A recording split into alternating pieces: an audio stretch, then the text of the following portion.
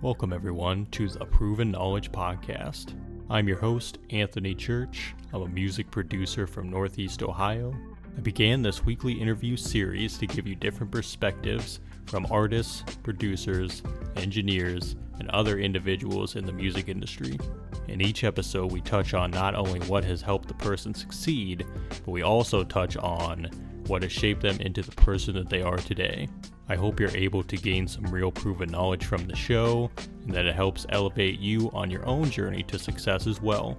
Let's get into it. What's going on, everyone? Welcome to episode 320 here on the Proven Knowledge Podcast. Today I welcomed music reviewer. She's primarily on Instagram and X, formerly known as Twitter, and she goes by the name of Moll's Interlude. I got connected with her probably on Instagram, I think about probably the beginning of the year, maybe the end of last year. And I started sending her some different projects. I actually think the first project I sent her was the beginning of this year. And that was my collab EP with Sword Style Sean called Make It Canon. She did a review for that, and we've kind of just stayed in touch the last few months. She also posted reviews for Solace with Grizz and Clouds Volume 1 with Elijah Russian. So I'm excited to keep sending her music, but I wanted to give her the opportunity to come on today to the platform to speak more about her journey so far. She told me about her love for music, different genres, primarily R&B and hip hop. Her thoughts about, being involved in the world of music, hopefully going to be dabbling into some music production eventually. She said that she's kind of on the fence about it right now, but, I'm encouraging her to hopefully get that going because I think that'll be very exciting. But just the growth in the Moll's Interlude platform across the different social media platforms. Talked about also being able to get her TikTok going, reaching out to different artists, and getting reached out to by different artists as well. A lot of different independent artists hitting her up. And it's just going to be really cool to see her platform continue to grow over the years. And I think it's a really cool connection that I'm excited about personally. And to see the ways that we're going to be able to hopefully collaborate across the Proven Knowledge platform and her platform moving forward. I think there's a lot of great possibilities there. And it's not every week that we get to interview someone that has, their own platform like this. So if you're an independent artist listening, tap in with Molly, tap in with Moll's Interlude and reach out to her. But like we said in the episode, make sure you're doing it in a professional and correct way. But other than that, she's always looking for music to check out. And as always, I hope you guys enjoy this one too. So without further ado, let's get into it. All right, so this is episode 320. We've had some different individuals over the years that are involved in the world of music journalism. I don't know if we've had anyone that strictly does reviews and runs their own platform quite like Moll's Interlude, who's here today. How you doing, Molly? I'm very good, thank you. Thank you for having me. Absolutely. And I was trying to figure out if we got connected initially on Instagram or was it via Twitter X. Do you remember? I don't remember. I think it was on Instagram because that was when I sort of started putting myself out there more on there, because obviously I started primarily on Twitter and then it's just sort of gone from there really, but I'm pretty sure it was Instagram. Yeah, and I think what stood out to me about your platform was like the branding. Like I love your logo. I love kind of the designs and the colors and styles you use. But I think what also stood out was just the different types of music that you were reviewing at the time too. So I guess I kind of want to start with what was kind of the inspiration to create Moll's Interlude, do reviews, do this sort of thing. Where did that initially come from? It was honestly, it started as an idea in my head, and then I literally turned around to one of my friends one day and I said, should I just make this an actual thing? Like, should I bring all these ideas to life and actually put myself out there? Because by doing that, I've met so many amazing people and I've got to know so many artists. So it was literally just an off the top of my head idea that just turned into me sort of building it up bit by bit. And now we've got a bit of a bit of a family going on Yeah. with it. So it's really nice. Yeah. Was there ever any doubt in your mind, like starting it up? Because I feel like sometimes, even if you have encouragement from others, there can kind of be self doubt of like, if I do this, is it even going to get off the ground or is anyone going to actually care? Or did you not care at all? Were you just doing it strictly because you love to do it yourself? I think with anything that you do, I think there's always that bit of doubt there, or there's that sort of voice in the back of your head that's like, is this going to work? Are people going to enjoy it? But I think I've always just been the type of person that if I have an idea or I want to do something, I have to at least try and see it through. And I think it's probably one of the best decisions I've made, to be honest. And I did not expect it to sort of blow up the way that it has. But obviously, I'm very grateful to be in this position and be able to even start up something like this anyway. Yeah. Was there like a specific moment, could be in the last year or so, where you kind of noticed things starting to take off more and more? Was it like a certain review or maybe like a string of different reviews that you did that got maybe more engagement on one of the platforms or anything? Or has it just been steady growth really since you started and you're just continuing to grow every day? I think it's been quite steady. I would say over the last couple of months of this year is where I've seen that kind of change in more engagement, more people reaching out to me to listen to their music, take in, their style of music. And I think that was kind of a shock for me because if I'm honest, this year mentally has been quite a lot. Mm. So I think that then had a toll on the amount of content that I was making, or, it kind of led to me feeling a little bit unmotivated with it. So there was a small time period where I wasn't really posting as consistently, and now I've sort of picked it back up again. It's kind of all just happened quite Yeah. quickly, like the blowing up, I guess. Yeah. And you don't have to get like super in depth about it, but you said like this year has kind of been a lot of ups and downs, and there was time where you kind of had to put it to the side a little bit. What kind of made you, or how were you able, I guess, to kind of recenter yourself and then refocus on doing it and feeling like it was the right thing to do to come back to it? I think that music has always been a very big part of my life, and I think music is something that I will always find my way back to, even in sort of tough mental periods or anything of that sort. So I think just knowing that I have all these amazing new albums to listen to, I've been sent amazing projects by people, that sort of just pulled me out of the slump, if you like, Mm. and just made me sort of get back on track with everything. Yeah. So it's kind of like, hearing from other people or getting that encouragement from other people in that way to kind of keep going too, which I think is awesome. Yeah.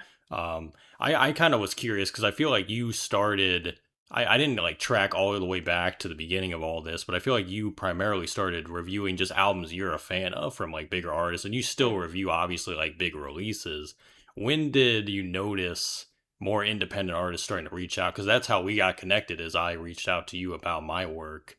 um Mm. like when did you see that specific part start ramping up where it was like independent artists specifically wanting you to check out their stuff? I think it was towards the end of last year, and then sort of just it's flowed through this year so far. Hmm. I think, I don't know, I think in a way I've always, since I started this, I've always tried to like put myself out there as much as I can, like promote myself, talk about it, network. And I think, yeah, just back end of last year, it was like, oh, okay, people are actually, sending me stuff on email, sending Yeah. me projects to listen to on Instagram, messaging me on like different social platforms. And I think I've become quite consistent on TikTok as well. And I think obviously TikTok reaches such a wide range of people that it just takes one message to get connected with people that you just didn't even know about, but now Yeah. you love their music. Yeah.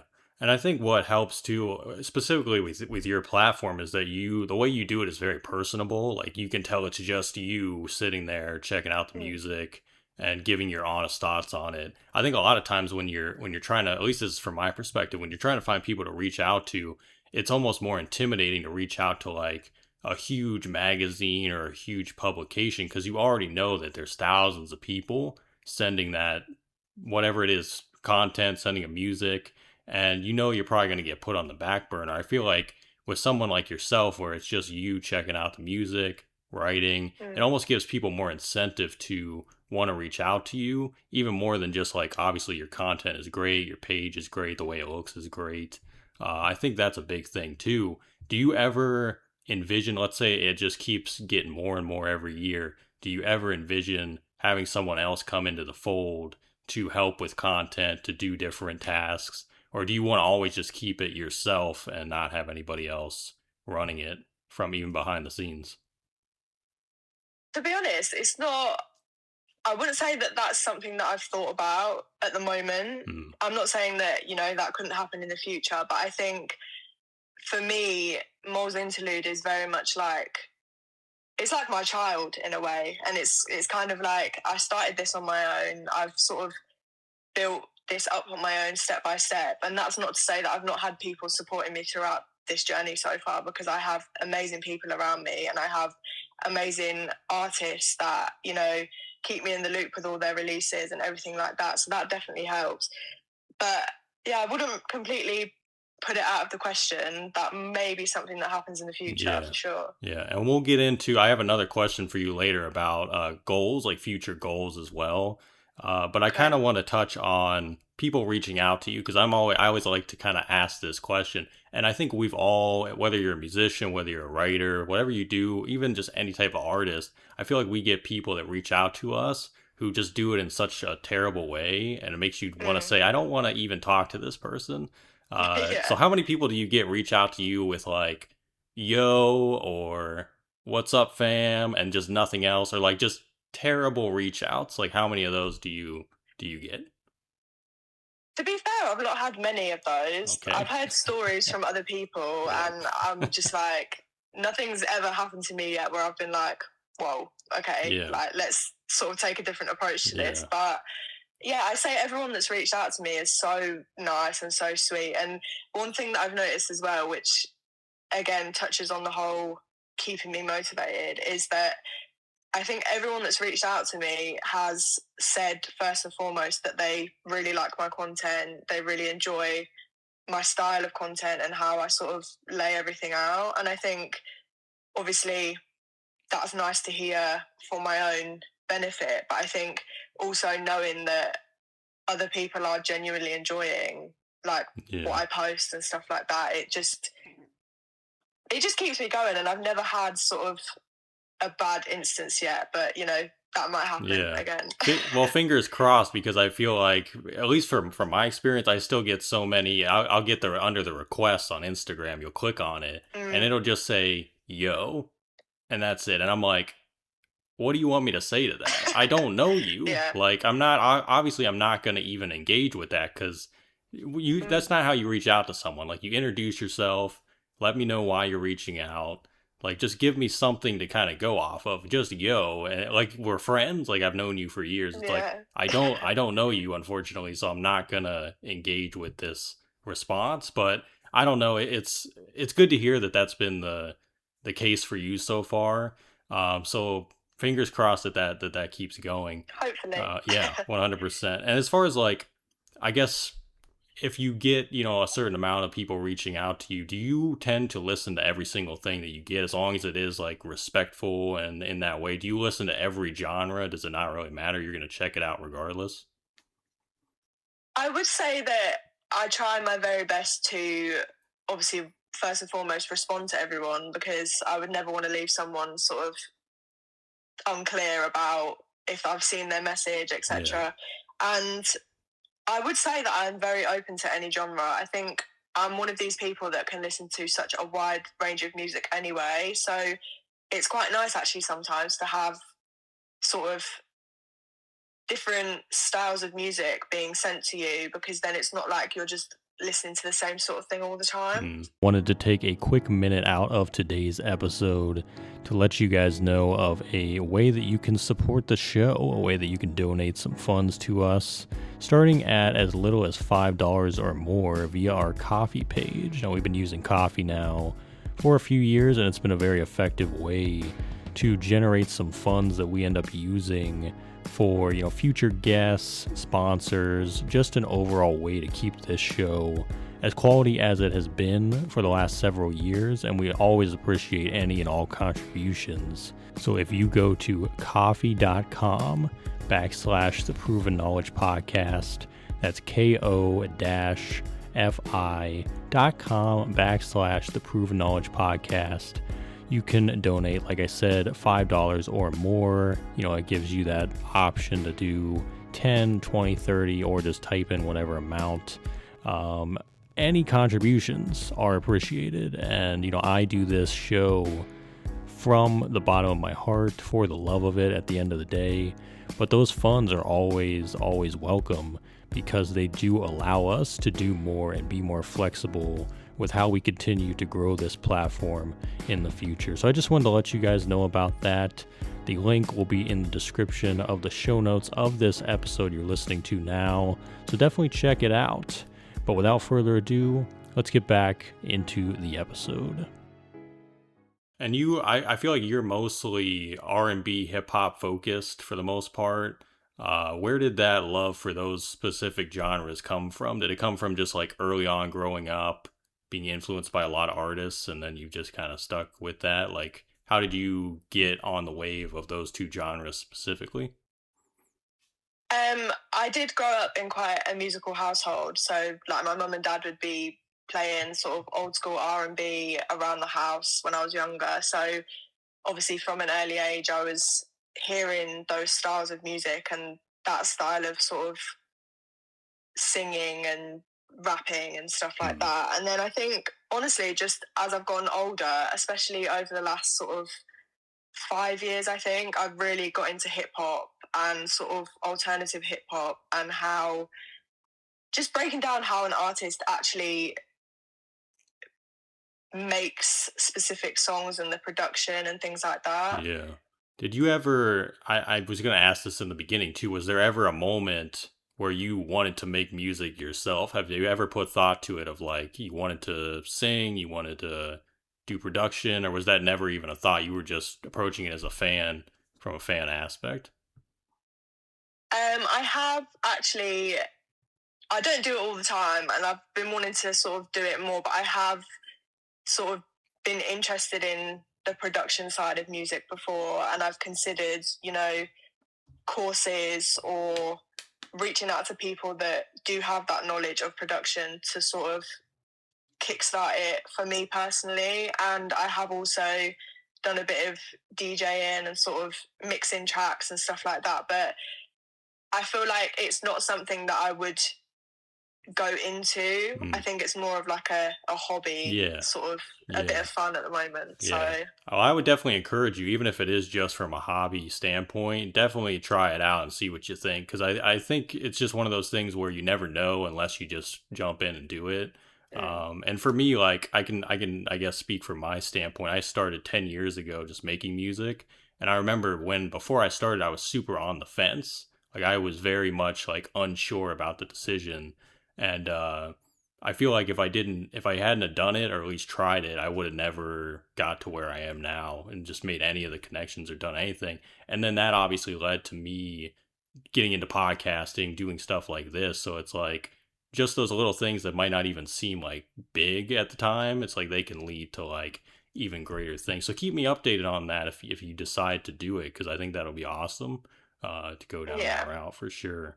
I think we're kind of getting ready to get into these last few questions here. These are ones I ask on every single episode, more life-related ones. The first one is, going back 10 years ago, would you give yourself any piece of advice, or would you not change anything at all? Oh, that's a tough one.